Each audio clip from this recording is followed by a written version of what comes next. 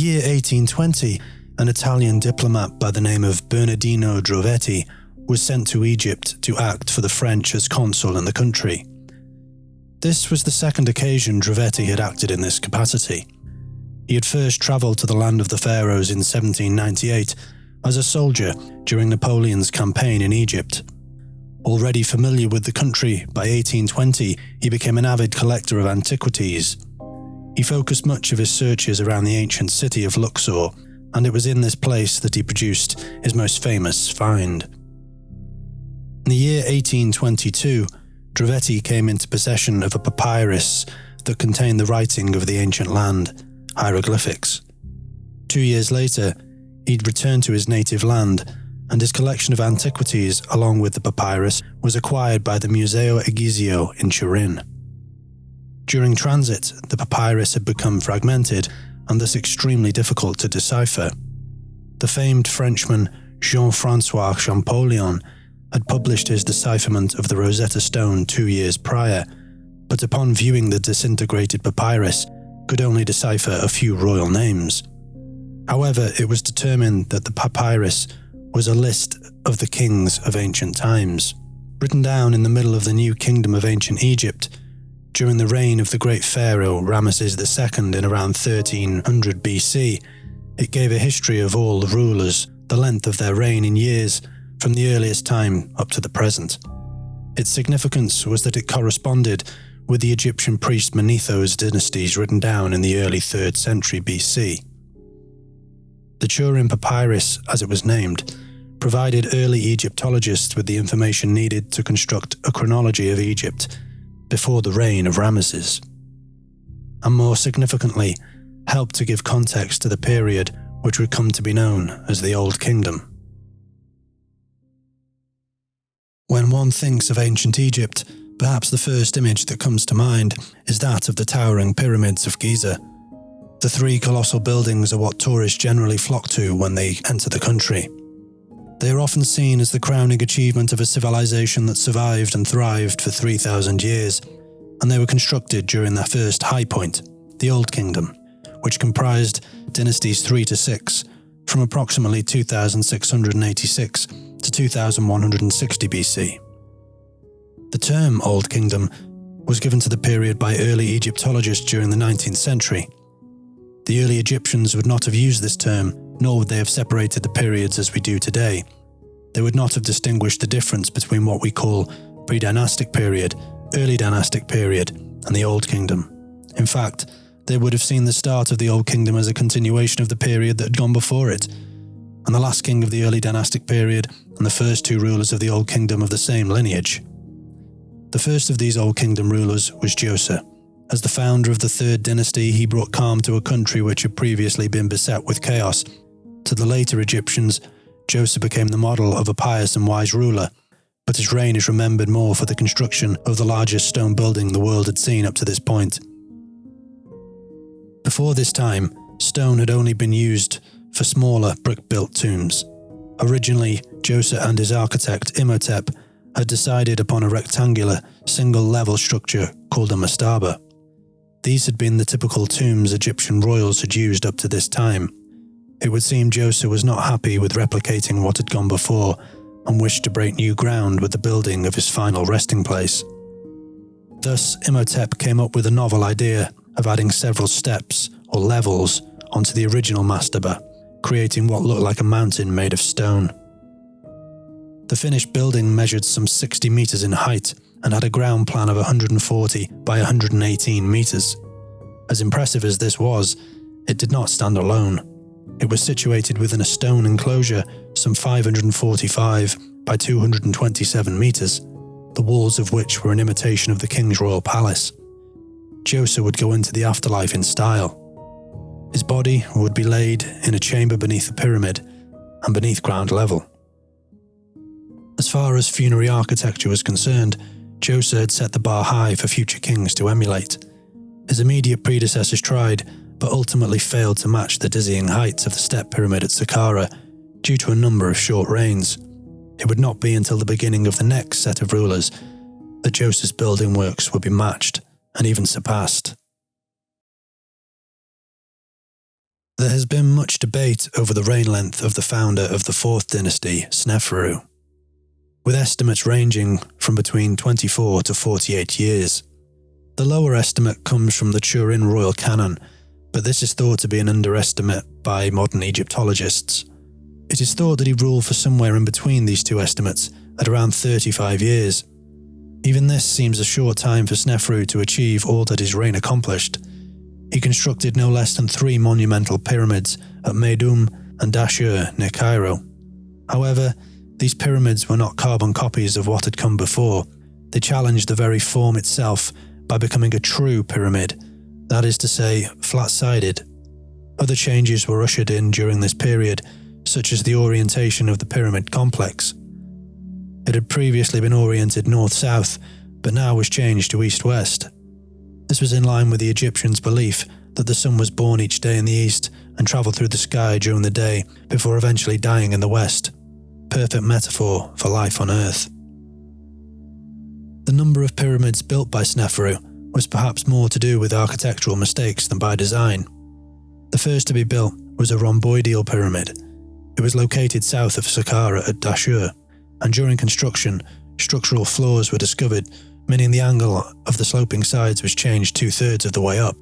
This gave the pyramid its most commonly used name, the Bent Pyramid.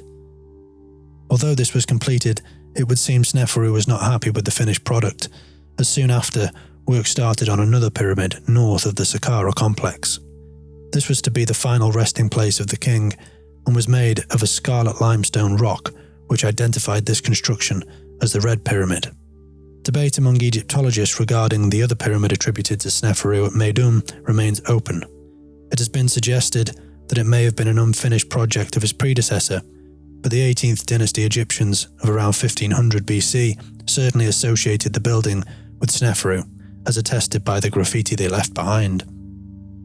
Much is known of Sneferu's reign. This means that a well-rounded picture can be built up of the man who left behind some of the finest architectural innovations the world has ever seen. In stark contrast to this, the reign of his son and successor Khufu is much less known. The irony here is that it was during the reign of Khufu that the greatest building of the ancient world was constructed, the Great Pyramid of Giza.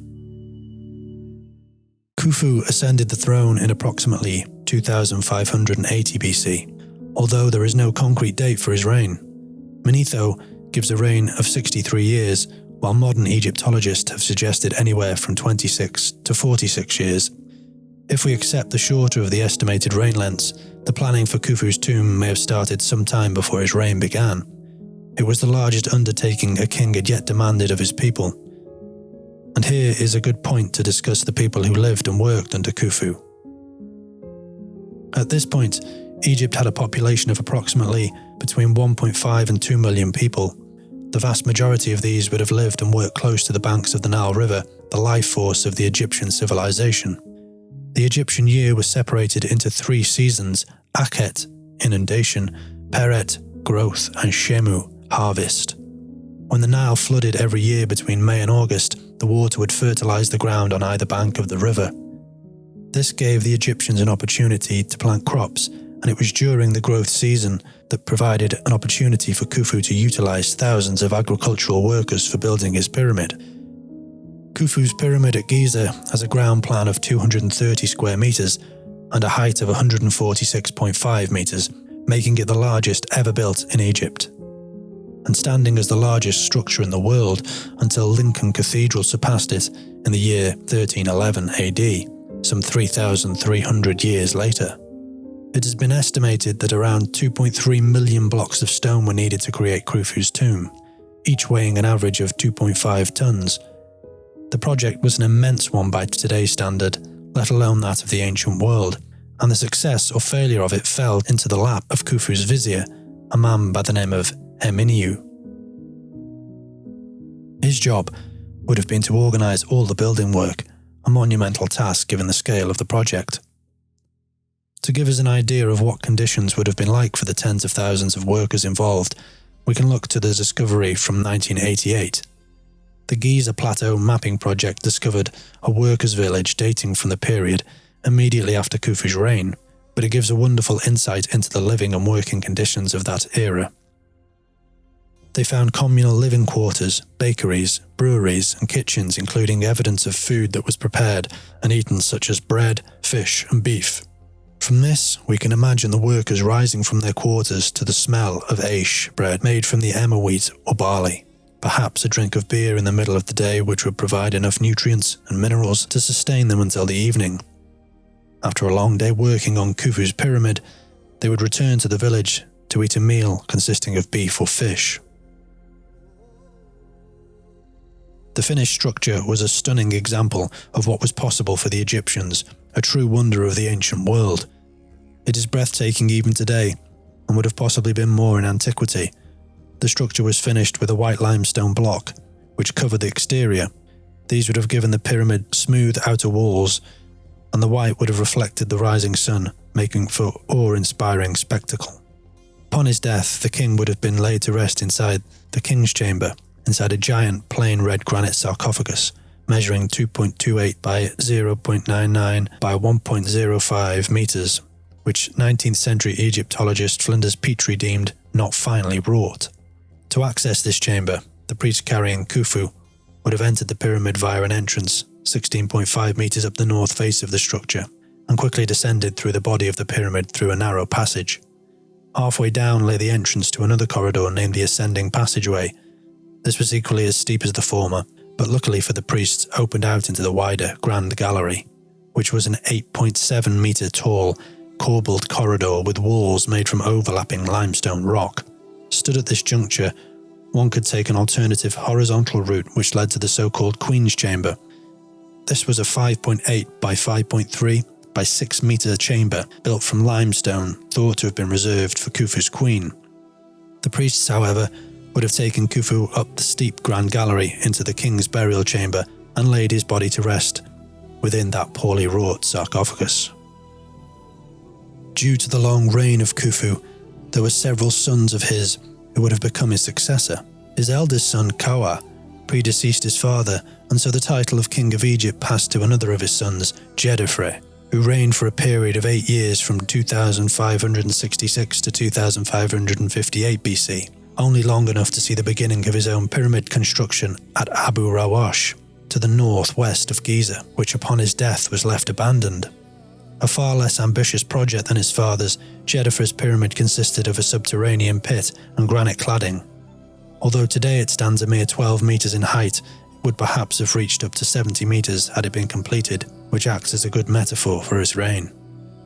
In the early years of the 20th century, however, 2 boats were discovered on the Giza Plateau, near the Great Pyramid, bearing the cartouche of Djedefre. This suggests he had completed the elements of work his father had left unfinished at the time of his death, and shows that Djedefre at least completed something. After Djedefre, the kingship fell to Khufu's son by one of his minor wives. Khafre reigned from around 2558 to 2532 BC, and under his rule, Egypt sought expansion to the south into Nubia. This presented the king with several revolts, and he was quick to put them down with military force. Egypt continued to flourish under his rule, with trade, agriculture and architecture. It is the latter that confirmed his legacy. Following in his father's footsteps, he decided to build another pyramid at the same site. With a height of 143.5 meters and a ground plan of 214.5 meters, Khafre's pyramid was somewhat smaller in stature than Khufu's, but was no less impressive. This is partly to do with where Khafre chose to build, a raised portion next to the Great Pyramid, making Khafre's seem equally large. This, however, was not Khafre's only legacy at Giza. Within his funerary complex, close to the causeway which led to the pyramid, he had commissioned a huge guardian statue which took the form of a lion with a human head. At 20 meters in height and 72 meters in length, it is the largest statue created in the ancient world, and it is now known as the Great Sphinx. Although there has been much debate as to the dating and ownership of the statue, the common consensus is that his head is a representation of Khufu himself, and indeed the Greek term sphinx may derive from the Egyptian phrase Shepseskaf, meaning living image. It certainly stands as a marvel of art and craftsmanship hardly surpassed in the ancient world. After Khafre joined the gods, the kingship passed to his son Menkaure. He reigned Egypt for around 28 years and was remembered by the Greek historian Herodotus as a benevolent ruler who gave liberty to the people of Egypt by reopening the temples that his father Khafre had closed. We are left in no doubt as to the appearance of Menkaure due to the number of statuary discovered from his reign. One of the most impressive was discovered in 1910 during excavations of his valley temple.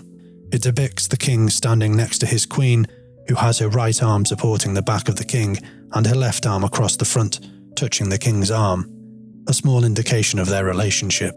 The statue today is of a smooth grey, but as with all ancient Egyptian statuary, it would have been adorned with various colours when it was originally produced. Of Menkaure's funerary monument, Herodotus tells us, "This king also left behind him a pyramid, much smaller than that of his father, of a square shape and measuring on each side 300 feet lacking 20, built moreover of Ethiopian stone up to half the height." The third pyramid at Giza certainly was much smaller than his father's efforts. Its dimensions of 105 metres and 65.5 metres, while still impressive, compared with his predecessor's efforts, suggest that the great age of pyramid building was past its peak. Inside the pyramid was a large basalt sarcophagus decorated with palace facade panels. In 1838, the team of British archaeologists who discovered it, under the guidance of Colonel Howard Vyse, decided to send it back to the British Museum, but sadly, the ship carrying it sank near Spain, and today the sarcophagus lies at the bottom of the Mediterranean Sea. Standing near to the Great Pyramid are situated three smaller mud brick pyramids, commonly attributed to the king's queens. This is due to the skeleton of a young woman being discovered within. In design, they are more akin to Djoser's step pyramid, though the easternmost is most complete and is, like the three main pyramids at Giza, a true pyramid in form. Alongside the monumental pyramids and the Great Sphinx were built a number of temples. Menkaure's successor was his son Shepseskaf. He ruled for approximately 6 years and would spend the first part of his reign finishing the casing on his father's pyramid. Perhaps because of this, and wanting to have a finished tomb before his death, he decided to break with the 4th dynasty tradition by not attempting to build a pyramid. Instead, Shepseskaf built an enormous mastaba tomb at the Saqqara, known today by its Arabic name, Mastaba Faroun, meaning Pharaoh's Bench. At 99.6 by 74 by 18 metres, and originally cased in limestone and red granite, it was by no means an easy feat of construction. A series of subterranean passageways led to the granite-lined burial chamber, which boasted an impressive curved roof. However, the tomb remains unfinished, and there is no evidence that Shepseskaf was buried within. His burial location is still unknown. When the first king of the 5th dynasty, Usakaf, ascended the throne, he inherited an Egypt considerably different to that of Djoser some 200 years prior. In the intervening years, Egypt had been transformed into a country of pyramid builders, and this dominated every facet of life. A large percentage of the population was involved in their building, either directly or indirectly, through farming, trade networks, military campaigns, and of course the building itself. Societal changes had led to a decline in the crown's wealth. Many higher officials now owned vast tracts of land, which had once provided revenue for a royal family now considerably poorer. This new society was quickly becoming too independent for the small royal family to control. Change was in the air. Nature was also changing. The once fertile outskirts of the country were drying up, and people were forced into the Nile Delta and Valley, making these areas more densely populated. These factors meant that it was becoming increasingly difficult to convince a population to band together to produce such wonders as the Great Pyramids of Giza. Although he returned to the pyramid form for his funerary monument, Usakaf had to settle for a much smaller version than those at Giza. King Usakaf built his pyramid at the corner of Djoser's step pyramid complex, explicitly associating himself with one of the great kings of Egypt. At only 49 metres in height, it was the smallest pyramid built by royalty to date. This, unlike those famous pyramid builders that had preceded him, was not Usakaf's main focus. The defining project of his reign was the Sun Temple he built at Abu Sir, halfway between Giza and Saqqara. This was an impressive walled enclosure with a symbolic mound at its centre. The king named his temple Nekhen Ra, meaning Ra's stronghold, and it emphasized his unique relationship with the sun god Ra. Sacrifices were made to the sun god, and the temple held equal importance with the king's pyramid. Mortuary goods would pass through here, with the temple acting as a sacred filter before the goods went on to the pyramid. Shepseskaf's sun temple would signal a new tradition for kings of Egypt. The country was no longer in an economic position to build the mighty monuments of old, so they had to find a new way of showing that they were untouchable as the pinnacle of society, and this was it. From this point on, and throughout the 5th dynasty, kings would associate themselves as the son of Ra. While new traditions were being made, older ones were being broken. From the earliest times, the highest officials of the land, such as vizier, had come from the king's family, but now Shepseskaf opened up these top positions to non-royals. It seems this was done to separate the royal family from the day-to-day operations of running government, and in turn to stop infighting between family members vying for positions, thus stabilizing the monarchy. The result was a new class of professionals who had achieved their positions through their abilities rather than their association with the royal family. From this point on, non-royal officials would be the spine of the Egyptian government. They would use the new wealth achieved from these positions to display their newfound status. This would manifest in the building of lavish tombs, and it is through these that we get to see what life was like for the more common person in Egypt. The tombs usually took the form of an above-ground chapel and an underground burial chamber. It was the chapel that the tomb owners used to display their status and power, with the burial chambers left as rough-hewn chambers with meagre decoration. The decoration of the chapel would be seen by their contemporaries and would highlight the wealth and status that the deceased had accrued throughout their living years. Wall scenes depicting offerings including staple foods such as bread and beer were common, and some of the more lavish tomb decorations contained furniture, jewellery and wine. These were more than symbolic offerings. It was believed that if the real burial offerings were to perish, the wall scenes would come to life and replace them, a sort of insurance policy against decay. These scenes, however, paint a highly idealized picture of life in ancient Egypt. They were commissioned by the tomb owner as the image they wanted to portray to their world. And much like today's social media platforms, perhaps all was not what it seemed. At this juncture, the 5th dynasty had achieved its cultural high point. Under Shepseskaf's successor, his son Sahure, Egypt flourished. During his rule, the country led naval expeditions into the Levant region and procured exotic items such as cedar.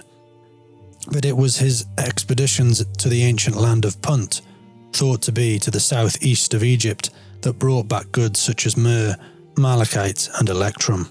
These valuable commodities contributed to the overall decadence of the period. The pyramid that Sahure built at Abu Sir was equally decadent.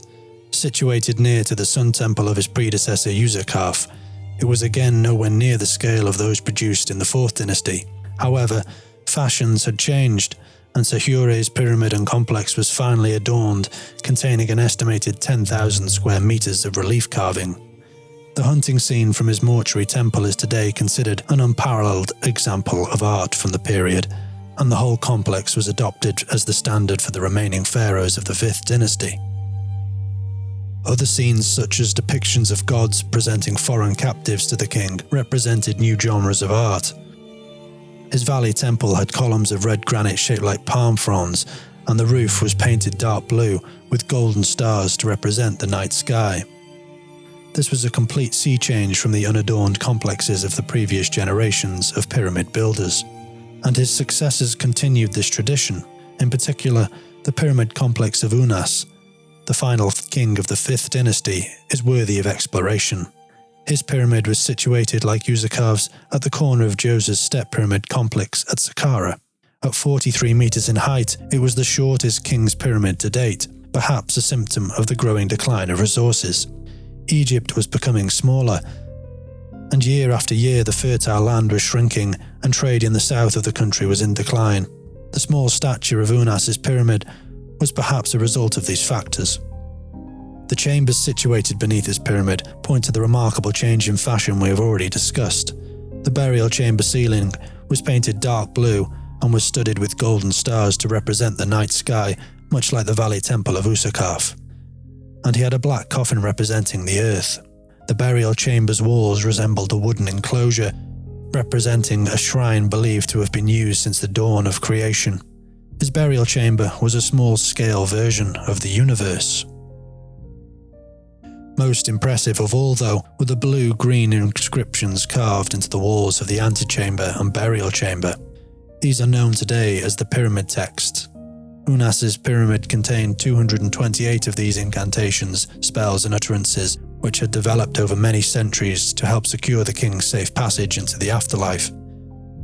These texts offer the first glimpse into the religion of the ancient Egyptians and give us an insight into the minds of the people.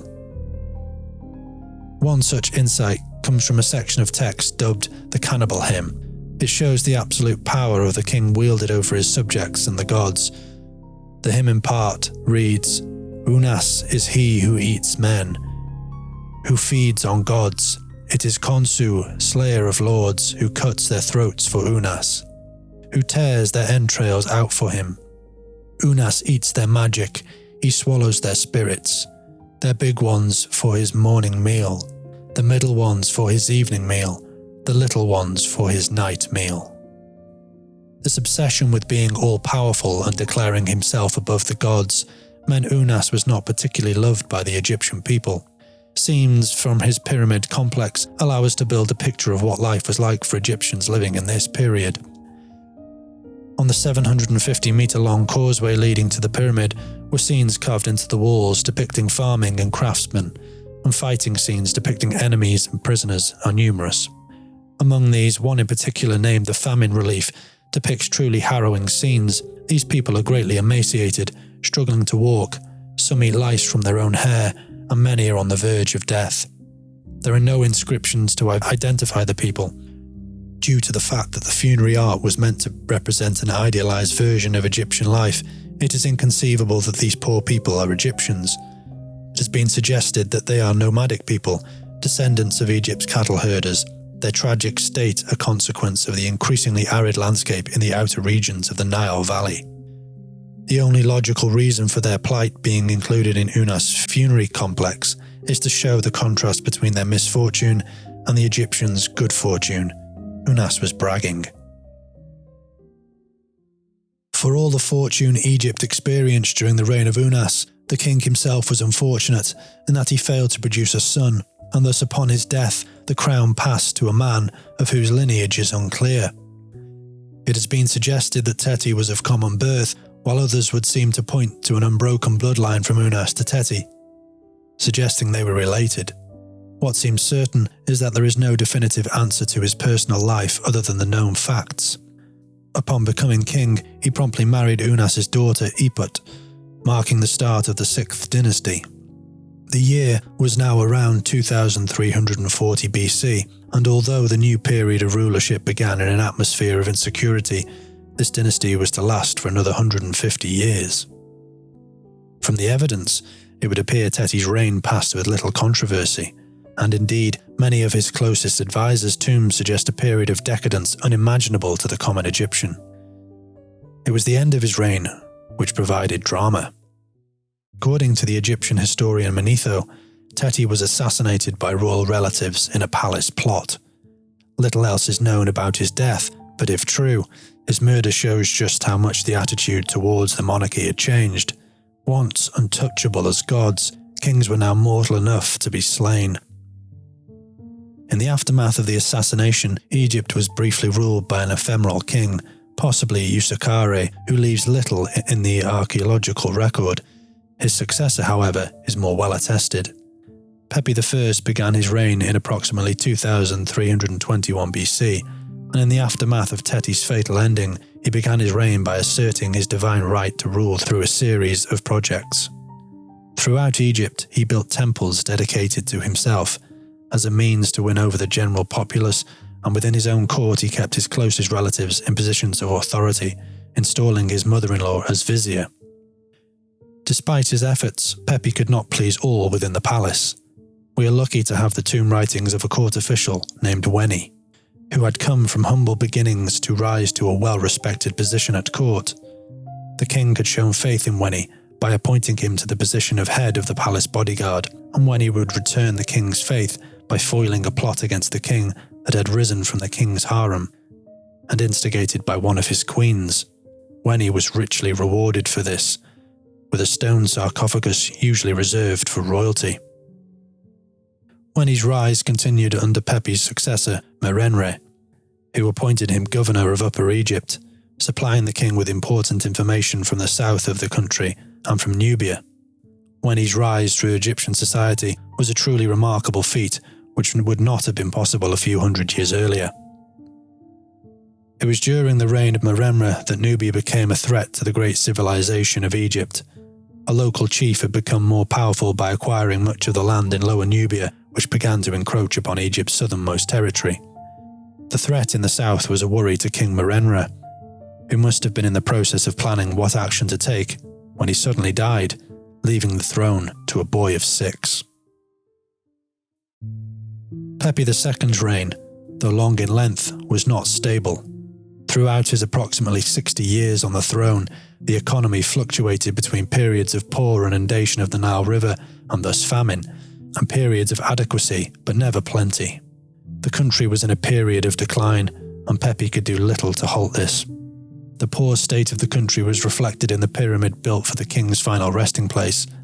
Although externally it resembled the traditional tomb for the king, the inside was shoddily decorated, with decorations copied from other pyramids.